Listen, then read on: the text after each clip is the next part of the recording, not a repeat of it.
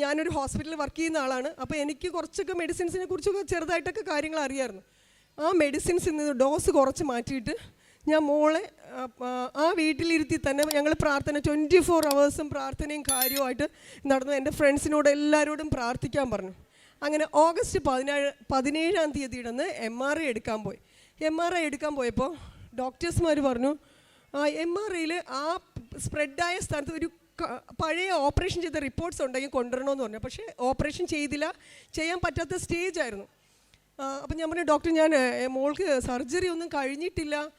പറഞ്ഞു ഇല്ല, പഴയ റിപ്പോർട്ട്സുമായിട്ട് ഇപ്പം എത്രയും പെട്ടെന്ന് ഹോസ്പിറ്റലിൽ വരണമെന്ന് പറഞ്ഞു. ഞാൻ ആ ഹോസ്പിറ്റലിൽ റിപ്പോർട്ടുമായി പോയപ്പോൾ റേഡിയോളജിസ്റ്റ് പറഞ്ഞു പഴയ MRIയും ഈ MRIയും തമ്മിൽ നോക്കിയിട്ട് ഒന്നും ഇതിൽ കാണുന്നില്ല, നിങ്ങൾ ഡോക്ടറെ അടുത്ത് പോവാൻ.